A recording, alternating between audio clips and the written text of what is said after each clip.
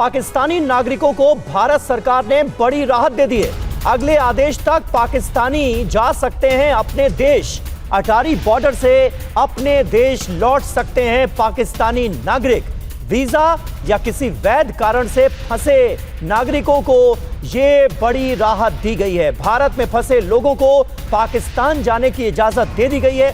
1 मई से आवाजाही और व्यापार बंद करने के आदेश दिए गए थे, लेकिन अब अगले आदेश तक पाकिस्तानी अपने देश वापस लौट सकते हैं, पाकिस्तान जा सकते हैं। भारत में फंसे लोगों को पाकिस्तान जाने की इजाजत दे दी गई है। वीजा या फिर किसी वैध कारण से फंसे नागरिकों को सरकार की तरफ से यह राहत दी गई है। हमारे संवाददाता अटारी बॉर्डर से मोहित मल्होत्रा लाइव हमारे साथ मौजूद हैं और उनसे बात करें उससे पहले उनकी एक ग्राउंड रिपोर्ट आपको दिखाते हैं। सरकार के द्वारा पाकिस्तान के नागरिकों को मानवता के आधार पर एक बड़ी राहत दी गई है। पहले 1 मई को ये अटारी इंटरनेशनल बॉर्डर पूरी तरह से बंद करने के आदेश भारत सरकार ने जारी किए थे, लेकिन फिलहाल अटारी इंटरनेशनल बॉर्डर से पाकिस्तानी नागरिकों को यहाँ से क्रॉस करके पाकिस्तान लौटने की परमिशन दे दी गई है। अगले आदेश तक ये राहत बनी रहेगी, यानी जो भी पाकिस्तान के नागरिक अभी भारत में फंसे हुए हैं और जो वापस जाना चाहते हैं उनको नहीं रोका जाएगा। ये इंटरनेशनल बॉर्डर जो है यहाँ पर इमिग्रेशन चेक करवा कर अपना वैलिड ट्रैवल डॉक्यूमेंट्स चेक करवा कर वो यहाँ से जा सकते हैं, जिसके बाद ऐसे जो पाकिस्तानी नागरिक हैं जिनको पाकिस्तान लौटना है उनके लिए बड़ी राहत है। आप देखिए लगातार ये गाड़ियों में इस तरह से जो पाकिस्तान के नागरिक हैं वो पहुंच रहे हैं, जो किसी ना किसी कारण से यहाँ भारत में रुके हुए थे, उनको अब जाने की अनुमति दी गई है। आप देखिए अभी भी कई ऐसे पाकिस्तान के नागरिक हैं जो कि अटारी बॉर्डर से वापस जा रहे हैं और एकमात्र जो बॉर्डर खुला हुआ है वो अटारी इंटरनेशनल बॉर्डर है, जहां से ही पाकिस्तान वापसी जाया जा सकता है। तो ये एक बड़ी राहत दी है। भारत सरकार ने अलाउ कर दिया है कि जो पाकिस्तान के नागरिक यहां से जाना चाहते हैं उनको अभी जाने दिया जाएगा। बॉर्डर वैसे तो बंद है, लेकिन पाकिस्तान के नागरिक या जो पाकिस्तान लोग जा रहे हैं उनको जाने दिया जाएगा। बिल्कुल जाने दे रहे। जो अभी खबर पता लगी है, क्या नाम जो है सरकार की गाइडलाइन से है और उसके ऊपर ये भी पता लगा है जो जिनके डॉक्यूमेंट्स हैं और जिनको वीज़ा लग चुकी है भाई इंडियन पासपोर्ट पर उनको जाने दे रहा है। अभी खबर तो आप लोग वेलकम करते हैं इसको? मैं वेलकम करता हूँ, क्या नाम जो है दोनों सरकारों का शुक्रिया अदा करता हूँ। जिस तरह लोग खड़े हुए थे, जिससे माँ बहन अपनी बच्चों से जुदा थी, वो आज अपने बच्चों में जाके मिलेंगी और बच्चों का मुस्तकबिल देखेंगी। मैं दोनों सरकारों को शुक्रिया अदा करता हूँ। और इधर पहलगाम में आतंकी हमले को लेकर एनआईए की जांच में चौंकाने वाला खुलासा हुआ है। आतंकवादियों के टारगेट पर सिर्फ बैसरण घाटी ही नहीं बल्कि 3 और लोकेशंस थी। रिपोर्ट आपको। पहलगाम में नरसंहार की जांच जैसे जैसे आगे बढ़ रही है, रोज नए नए खुलासे हो रहे हैं। अब आतंकियों के मददगार यानी ओवरग्राउंड वर्कर्स से पूछताछ में ये जानकारी सामने आई है कि आतंकी 15 अप्रैल को ही पहलगाम पहुंच गए थे और बैसरन घाटी के अलावा 3 जगहों की रेकी की गई थी, जिसमें आरू घाटी, एम्यूजमेंट पार्क और बेताब घाटी शामिल है। लेकिन सुरक्षा कारणों से बाकी जगहों पर हमला नहीं हुआ। बैसरन घाटी हमले से 2 दिन पहले आतंकी वहां मौजूद थे। इसके लिए 4 ओवरग्राउंड वर्कर्स ने आतंकियों की मदद की थी। जांच में 3 सैटेलाइट फोन के इस्तेमाल के सबूत भी मिले हैं, जबकि 2 सैटेलाइट फोन के सिग्नल ट्रेस कर लिए गए हैं। सुरक्षा बलों ने करीब 20 ओवरग्राउंड वर्कर्स की पहचान की है, जिनमें से ज्यादातर को गिरफ्तार कर लिया गया है। इसके अलावा 2500 संदिग्धों की पहचान की गई है और 186 संदिग्धों को हिरासत में लिया गया है, जिनसे पूछताछ की जा रही है। उधर कश्मीर में सुरक्षा बलों ने आतंकियों की तलाश में ऑपरेशन तेज कर दिया है ताकि पहलगाम के गुनहगारों को सजा दी जा सके।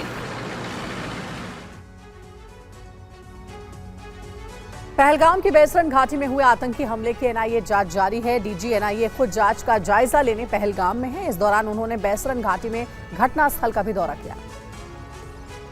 ये जो पूरी इन्वेस्टिगेशन की फाइल तैयार की जाएगी वो सीधा एमएचए को डीजी के द्वारा सौंपी जाएगी। तो यही वजह है कि खुद आज एनआईए डीजी पहुंचे हैं इस बात का जायजा लेने के लिए कि आखिरकार तफ्तीश अब तक कहां तक पहुंची है और जो पूरा रिकंस्ट्रक्शन किया गया, 3D मैपिंग की गई, जो बयान दर्ज किए गए, वो कितना कारगर साबित होंगे आने वाले वक्त में इस मामले की तफ्तीश को लेकर। तो लिहाजा अब से कुछ देर पहले एनआईए डीजी खुद पहलगाम में बैसरन घाटी पर पहुंचे हैं और अभी भी ऊपर लगातार इन्वेस्टिगेशन के बारे में में एनआईए डीजी को ब्रीफ किया जा रहा है तमाम एनआईए अधिकारियों के द्वारा।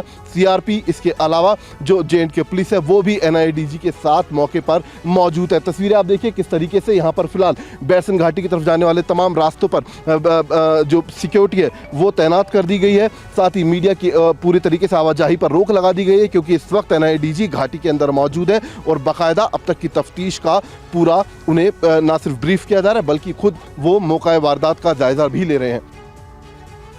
और जम्मू कश्मीर में आतंक के खिलाफ अभियान तेज कर दिया गया है। आतंकियों को उखाड़ फेंकने की पूरी रणनीति बनाई गई है। देखिए ये खबर। पहलगाम में हमले के बाद सुरक्षा बलों ने बड़ी कार्रवाई की है और जम्मू कश्मीर में आतंकियों के अब तक 80 मददगारों यानी ओवरग्राउंड वर्कर्स को हिरासत में ले लिया है, जिनके जिम्मे जन्नत में जहर की खेती करने वाले आतंकी के लिए खाने पीने का सामान, रहने के लिए घर, पैसे का इंतजाम, सुरक्षा बलों के पोजीशन की जानकारी और हथियार मुहैया कराने जैसी जिम्मेदारी दी गई थी। अब इन ओवरग्राउंड वर्कर्स से पूछताछ की जा रही है। दरअसल कश्मीर में आतंकियों के ये मददगार आमतौर पर हथियार नहीं उठाते थे, लेकिन आतंकियों के लिए वो हर संभव मदद करते थे जिससे कश्मीर में निहत थे और निर्दोष लोगों का खून बहाया जा सके। लेकिन पहलगाम में आतंकी हमले के बाद सुरक्षा बलों ने आतंकियों के ओवरग्राउंड वर्कर्स के खिलाफ एक्शन तेज कर दिया है। उधर एनआईए जांच में भी खुलासा हुआ है कि जिन आतंकियों ने बैसरन घाटी में सैलानियों पर हमला किया था, उन्हें रेकी से लेकर रहने और जानकारी देने में स्थानीय ओवरग्राउंड वर्कर्स ने मदद की थी। और पहलगाम में आतंकी हमले की तफ्तीश में अब कई परतें खुल रही हैं। एनआईए की टीम पहलगाम में हमले वाली जगह की बारीकी से जांच करने में जुटी है। देखिए ये खबर।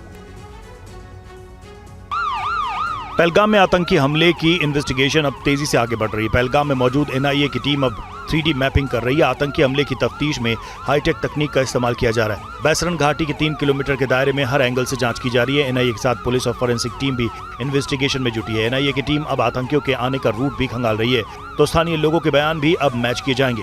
एनआईए सूत्रों के मुताबिक अब तक चश्मदीदों के बयानों के आधार पर 3D मैपिंग पूरी होगी। इससे आतंकियों की एंट्री और एग्जिट पॉइंट की पुख्ता जानकारी मिल पाएगी। 3D मैपिंग के जरिए आतंकियों के भागने के सही रास्तों की जानकारी भी हासिल होना तय है।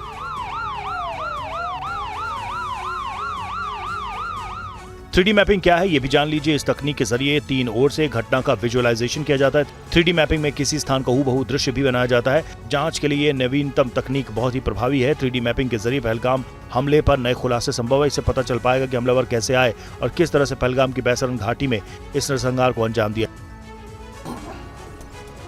और आप देखिए बैसरन घाटी के अलावा आतंकवादियों ने 3 और जगहों की रेकी की थी। इसमें एक अम्यूजमेंट पार्क भी था, लेकिन बाद में आतंकवादियों ने अम्यूजमेंट पार्क में हमले का प्लान ड्रॉप कर दिया। रिपोर्ट आप देखिए। पहलगाम में आतंकी हमले को लेकर एनआईए की तफ्तीश में कई अहम खुलासे हुए। सबसे बड़ा खुलासा यह कि बैसरन घाटी से पहले आतंकियों ने 3 और लोकेशंस को टारगेट किया था। उनमें से एक है अम्यूजमेंट पार्क पहलगाम का, और इस वक्त हम उसी जगह मौजूद हैं। ठीक मेरे पीछे देखिए किस तरीके से ये अम्यूजमेंट पार्क है, और इसी अम्यूजमेंट पार्क को आतंकियों ने टारगेट किया था, बाकायदा रेकी की थी। इसके अलावा एक आरू घाटी है, एक बेताब घाटी है, जहां पर आतंकियों ने बाकायदा रेकी की, लेकिन यहां पर कोई एग्जिट पॉइंट ना होने की वजह से और साथ ही पहलगाम पुलिस स्टेशन से नजदीक होने की वजह से आतंकियों ने इस जगह आतंकी हमला करने के आइडिया को ड्रॉप किया और उसके बाद उन्होंने बैसरन घाटी को चुना। तस्वीरें आप देखिए किस तरीके से अम्यूजमेंट पार्क के अंदर बच्चों के लिए पूरे इंतजाम यहाँ पर झूले से लेकर हर चीज के किए गए हैं, और यही वजह है कि बैसरन घाटी के अलावा ये वो अम्यूजमेंट पार्क है पहलगाम घाटी के अंदर जहाँ पर सबसे ज्यादा भीड़ होती है, जहाँ पर पेरेंट्स अपने बच्चों के साथ होते हैं सैलानी, और यही वजह है कि बाकायदा इस जगह की रेकी आतंकियों के द्वारा की गई थी। भारत के दुश्मन नंबर 1 हाफिज सईद का अब खात्मा संभव है। ऐसे में हाफिज सईद की सुरक्षा में पाकिस्तानी सेना और आईएसआई ने पूरी ताकत झोंक दी है। हाफिज की मल्टीलेयर सुरक्षा के इंतजाम किए गए हैं। देखिए रिपोर्ट। आतंकी मुल्क अब हिंदुस्तान के राष्ट्रवादी पंजों से नहीं बच पाएगा। भारत का शिकंजा पाकिस्तान की गर्दन पर कसता ही जा रहा है। पाकिस्तान छटपटा रहा है, लेकिन उसके बचने की कोई सूरत नजर नहीं आ रही है। वहीं अब पाकिस्तान को इस बात का डर है कि लश्कर सरगना हाफिज सईद के खिलाफ सीक्रेट ऑपरेशन संभव है। ऐसे में आईएसआई और पाकिस्तानी सरकार ने हाफिज सईद की सुरक्षा में जबरदस्त इजाफा किया है। लाहौर में जिस जगह हाफिज सईद रहता है वहां मल्टी लेयर सुरक्षा के इंतजाम किए गए हैं।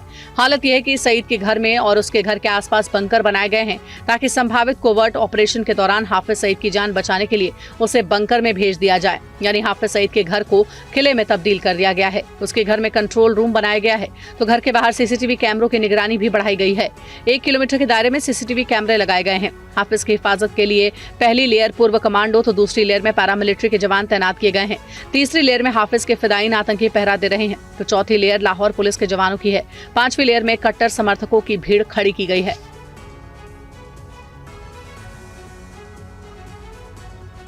और पाकिस्तान लगातार बॉर्डर पर सीज फायर का उल्लंघन कर रहा है। देखिए TV9 संवाददाता अंकित भट्ट की रिपोर्ट। एक हफ्ते से लगातार पाकिस्तान बॉर्डर पर सीज फायर का उल्लंघन कर रहा है। एक बार फिर पाकिस्तान ने बॉर्डर के इलाके में सीज फायर का उल्लंघन किया है। साउथ ऑफ पीर पंचाल और नॉर्थ ऑफ पीर पंचाल में पाकिस्तान की तरफ से सीज फायर का उल्लंघन किया गया तो वहीं भारतीय सेना ने पाकिस्तान को मुंह तोड़ जवाब दिया है। आपको बता दें कि पिछले दिन भी पाकिस्तान के तरफ से जम्मू संभाग की 4 लोकेशंस पे और कश्मीर के 2 बारामूला और उड़ी इलाके में सीज फायर का उल्लंघन किया गया। अंतर्राष्ट्रीय सीमा प्रगवाल सेक्टर, उसके साथ अखनूर, उसके साथ नौशेरा और उसके साथ सुंदरबनी सेक्टर में पाकिस्तान की तरफ से सीज फायर का उल्लंघन किया गया था। भारतीय सेना ने भी पाकिस्तान को मुंह तोड़ जवाब दिया। आज क्योंकि पूरा 1 हफ्ता हो चुका है, एक बार फिर पाकिस्तान ने बॉर्डर पर सीज फायर का उल्लंघन किया। भारतीय सेना ने पाकिस्तान को करारा जवाब दिया है। लाइन ऑफ कंट्रोल हो या फिर अंतर्राष्ट्रीय सीमा, भारतीय सेना हो या फिर BSF बेहद ज़्यादा अलर्ट मोड पर हैं। और जम्मू कश्मीर के पहलगाम में हुए हमले के बाद पाकिस्तान अपनी हरकतों से बाज नहीं आ रहा है। पाकिस्तान LOC पर लगातार सीज फायर का उल्लंघन कर रहा है। ऐसे हालात में बॉर्डर के इलाके में स्कूली बच्चों को सीज फायर वायलेशन के खतरों से बचने की ट्रेनिंग दी जा रही है। देखिए हमारे संवाददाता अंकित भट्ट की एक और रिपोर्ट। यहाँ पर आप देख सकते हैं कि किस तरीके से बच्चों को यहाँ पर समझाया जा रहा है कि अगर पाकिस्तान की तरफ से सीज फायर का उल्लंघन किया जाता है तो उस समय अगर कोई स्कूल वहाँ चल रहा होगा, क्योंकि भारत पाकिस्तान अंतर्राष्ट्रीय सीमा का ग्रामीण इलाका है, तो उस वक्त आपको अपने बचाव में क्या करना है। यहाँ पे आप देख सकते हैं कि बच्चों को जो ट्रेनिंग है वो यहाँ पर दी जा रही है। बच्चों को समझाया जा रहा है, बताया जा रहा है कि अगर पाकिस्तान की तरफ से सीज फायर का उल्लंघन किया जाता है तो आपको उस वक्त अपना बचाव किस तरीके से करना है। यहाँ पे कुछ बच्चे भी हमारे साथ मौजूद हैं, उनसे बात करेंगे।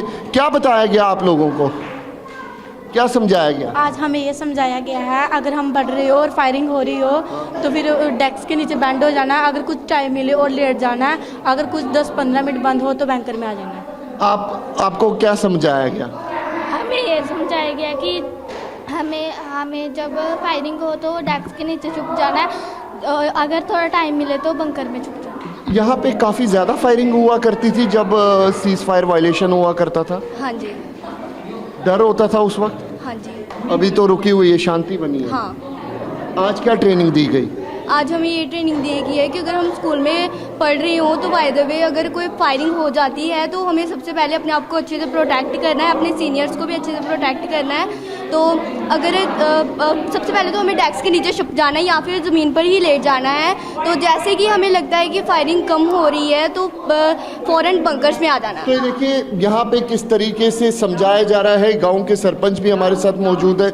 मैम, एक वक्त यहाँ पे सीज फायर का उल्लंघन पाकिस्तान करता था, हमने देखा है कि कितनी ज़्यादा तबाही होती थी क्योंकि बॉर्डर पूरी तरीके से अलर्ट है। आज बच्चों को क्या समझाया जा रहा है आपकी? हमने एक छोटा सा मॉक ड्रिल यहाँ पे किया। जैसे आपने सबने देखा होगा कि हर फील्ड में एक रिहर्सल्स होती है युद्ध को लेके। हर तरह की सेना, समुद्री लगा लो, अगर हम बोलते हैं कि एयर वाले लगा लो या फिर कोई भी बेल फोर्स लगा लो, वो टाइमली एक रिहर्सल्स करते हैं कि हमेशा रेडी रहना जंग के लिए।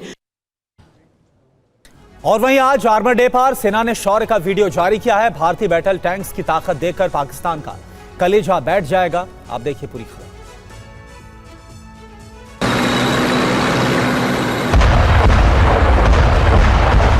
ये हिंदुस्तान की फौज का युद्ध घोष है, ये हमारे शूरवीरों की ललकार है, ये भारत के जाबाजों की जिहादी पाकिस्तान को आखिरी चेतावनी है। बैटलफील्ड में हिंदुस्तान का विध्वंसक टैंक की गर्जना, T-90 की दहाड़, अर्जुन टैंक की ललकार, T-72 टैंक का प्रहार, देख ले पाकिस्तान, यह है रणभूमि के जंगी सुल्तान। ये वीडियो सेना की ओर से जारी किया गया है। आज आर्मर डे पर सेना के पराक्रम की तस्वीरें पाकिस्तान का मनोबल तोड़ देंगी। इस वीडियो के जरिए सेना का संदेश साफ है कि टैंक मैन हर चुनौती का फौलादी जवाब देने के लिए तैयार है। देखिए, बैटल टैंकों की गरज से पूरा इलाका थर्रा रहा है, चारों तरफ धुएं का गुबार उठ रहा है। सभी बैटल टैंक ने एक के बाद एक सिलसिलेवार ढंग से दुश्मन के डमी ठिकानों पर सॉलिड अटैक किया। कुछ इसी अंदाज में पाकिस्तान की सेना का खात्मा होगा। इसी जंगी सीन की तरह पाकिस्तान में मौजूद आतंकियों के ठिकाने कब्रगाह बन जाएंगे। भीषण गर्मी तपते रेगिस्तान पर भारतीय फौज का जंगी जुनून देखकर इस्लामाबाद में बैठे मुनीर का कलेजा बैठ जाएगा।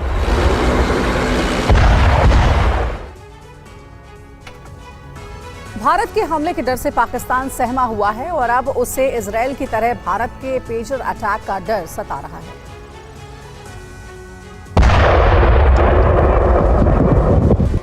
जिस तरह लेबनान में हिजबुल्लाह के आतंकियों को इजरायल ने मारा था, ठीक उसी तरह भारत के डिजिटल हमले का खौफ पाकिस्तान में है। डर का आलम कुछ यूं है कि एक स्टैंडिंग ऑर्डर जारी किया गया जिसके मुताबिक जवानों को हर 24 घंटे में एक बार अपने मोबाइल फोन को रीस्टार्ट करना है।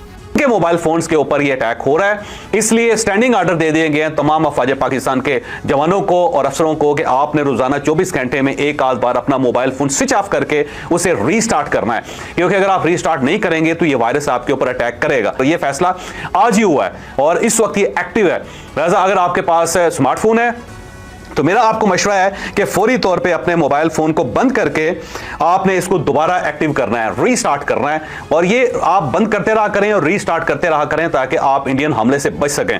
पाकिस्तान को डर है कि रेडियो सिग्नल के जरिए भारत डिवाइस में ब्लास्ट करा सकता है। पिछले साल लेबनान में एक साथ कई वॉकी टॉकी और पेजर ब्लास्ट हुए थे, जिसे इजरायल ने रेडियो सिग्नल के जरिए अंजाम दिया, और अगर भारत ऐसा करता है तो पाकिस्तानी सेना की कमर टूट जाएगी।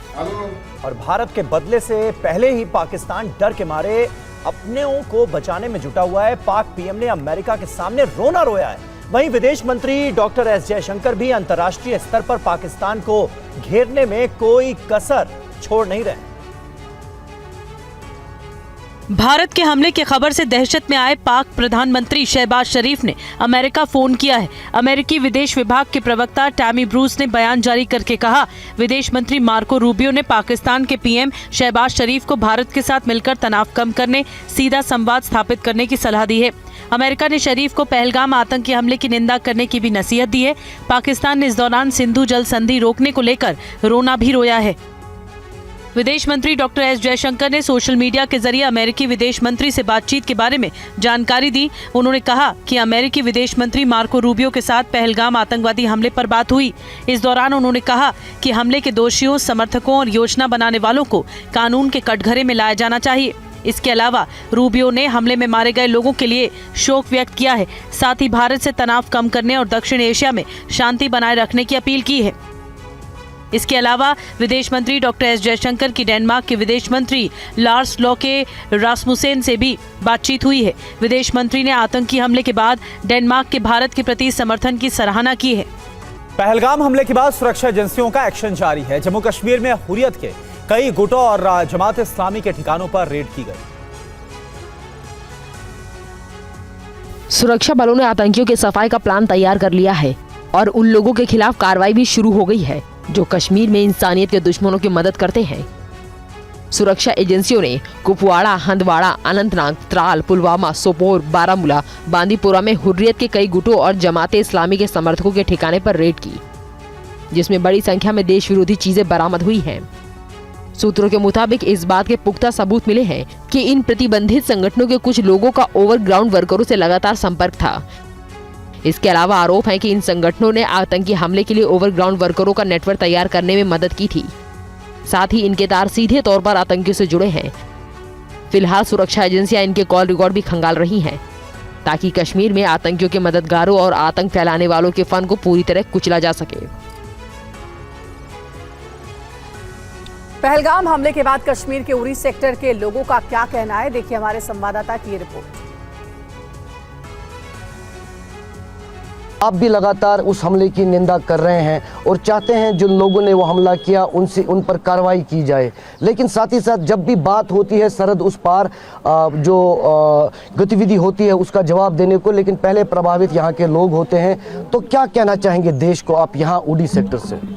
देखिए, सबसे पहली बात, हम उन लोगों की शहादतों के साथ हैं, उनके दुख में हम शामिल हैं जिन लोगों ने अपनी जान गंवाई। वो हमारे मेहमान थे, सियाह थे, यहाँ कश्मीर घूमने आए थे, अपनी ज़िंदगी की कमाई लेकर वो यहाँ पर सुकून से कुछ पल गुजारने आए थे। तो हम उनके लिए अपना जो है उनको श्रद्धांजलि देते हैं। 2025 का दौर है, जब हम 1947 में तैयार थे तो आज उससे ज़्यादा तैयार हैं।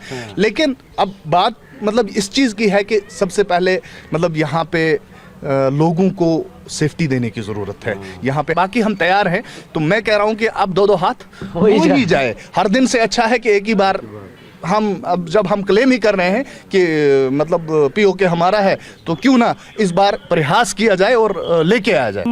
अटैक पहले हुआ, उसके बाद पहलगाम अटैक हुआ, हम भी खून के आंसू रो रहे हैं। हमें भी दुख है बहुत ज़्यादा उन लोगों का जो मारे गए वहाँ पे।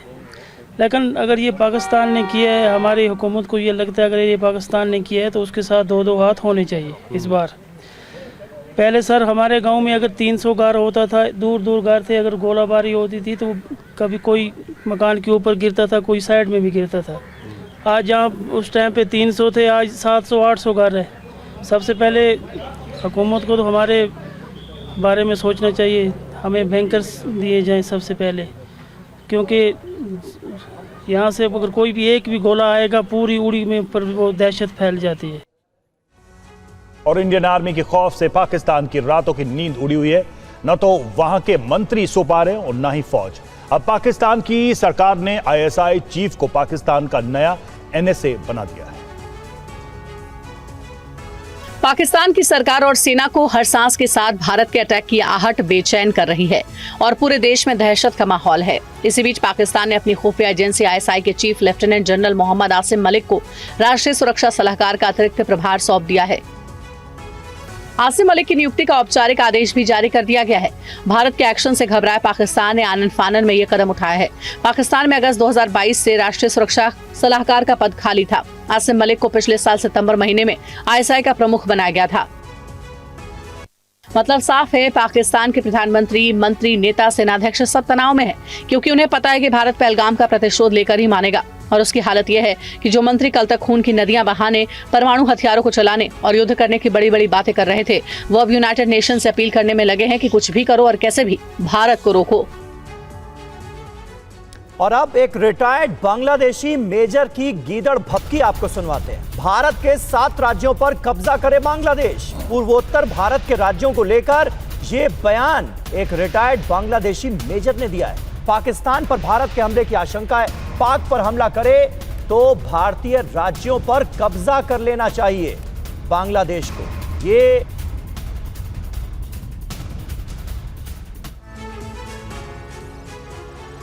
भारत पाकिस्तान के बीच बढ़ते तनाव के बीच एक रिटायर्ड बांग्लादेशी मेजर जनरल का भड़काऊ बयान सामने आया है, जिसमें उन्होंने बांग्लादेश को पूर्वोत्तर भारत के राज्यों पर कब्जा करने की सलाह दे डाली है।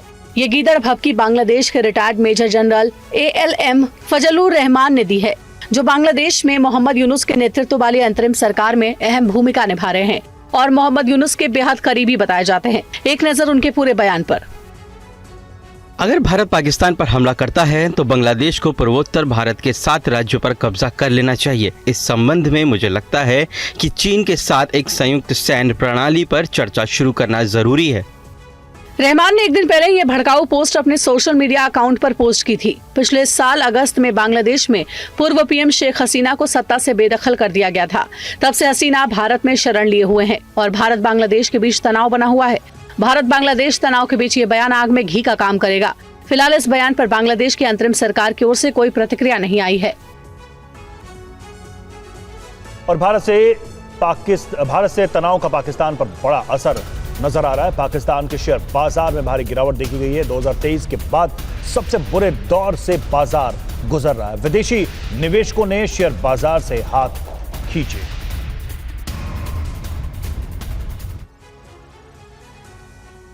भारत पाकिस्तान तनाव के बीच पाकिस्तान का स्टॉक मार्केट लगातार क्रैश हो रहा है। कल भी पाकिस्तान स्टॉक मार्केट में करीब 3,500 अंकों की गिरावट देखने को मिली। बताया जा रहा है कि 2023 के बाद पाकिस्तान स्टॉक मार्केट में अब तक के सबसे बुरे दौर को देखा जा रहा है। विदेशी निवेशकों ने भी शेयर बाजार से हाथ खींचने शुरू कर दिए हैं। रिपोर्ट के मुताबिक पाकिस्तान की अर्थव्यवस्था डूबने की कगार पर है। दाने दाने के लिए पाकिस्तान मोहताज हो सकता है। अगर भारत पाकिस्तान के बीच युद्ध छिड़ा तो पाकिस्तानी शेयर बाजार क्रैश कर जाएगा। पाकिस्तान का शेयर बाजार 2023 के बाद सबसे खराब दौर से गुजर रहा है। बिगड़े हालात में विदेशी निवेशकों ने पाकिस्तान से किनारा कर लिया है। पाकिस्तान के आर्थिक हालात इतने ज्यादा खराब है कि पाकिस्तान के मित्र देशों के आगे कटोरा लेकर गिड़गिड़ा रहा है। ऐसे में युद्ध हुआ तो पाकिस्तान के हालात क्या होंगे, कल्पना करना मुश्किल नहीं है। 9 मई को अंतर्राष्ट्रीय मुद्रा कोष यानी IMF के कार्यकारी बोर्ड की बैठक होने जा रही है, जिसमें आर्थिक मदद मिलने का पाकिस्तान को इंतजार है। और इस वक्त एक अहम खबर आ रही है। सुप्रीम कोर्ट में पहलगाम हमले को लेकर एक याचिका डाली गई थी, जिस पर सुनवाई करने से देश की सबसे बड़ी अदालत ने इनकार कर दिया है।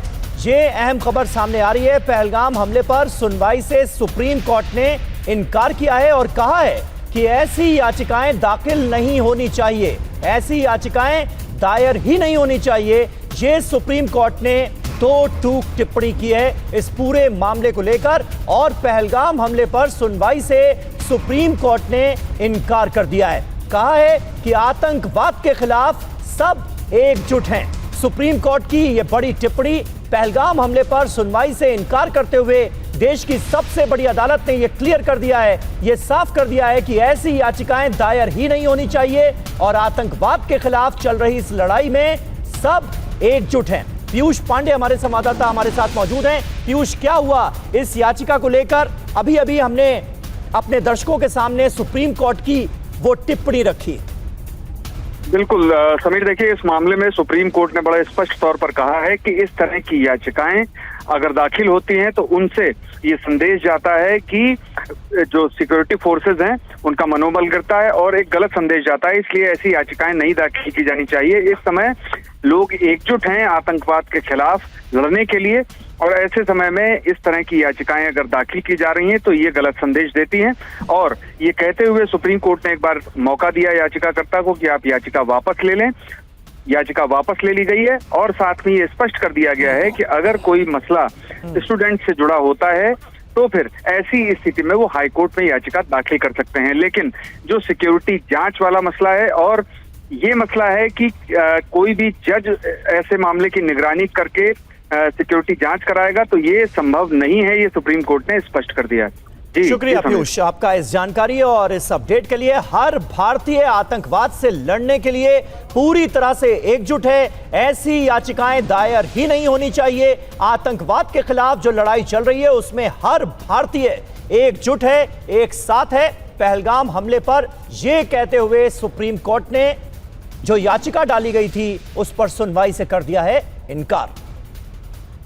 और देखिए एक अहम खबर आपको बताएं, आर्मर डे पर सेना ने शौर्य दिखाया है। भारतीय टैंक्स की ताकत का प्रदर्शन किया गया। सेना ने जारी किया है टैंकों का वीडियो। सेना का संदेश है, टैंकमैन हर चुनौती का फौलादी जवाब।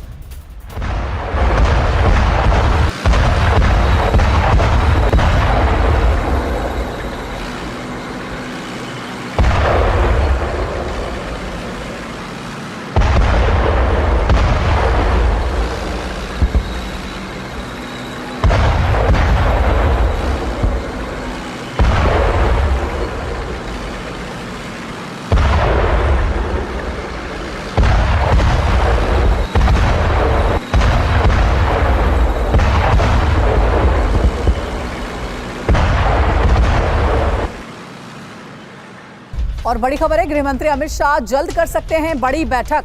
वरिष्ठ मंत्रियों के साथ बैठक कर सकते हैं अमित शाह। सिंधु जल समझौते को लेकर मंत्रियों को जानकारी देंगे। पाकिस्तान जाने वाले पानी को रोकने की तरीकों पर चर्चा होगी।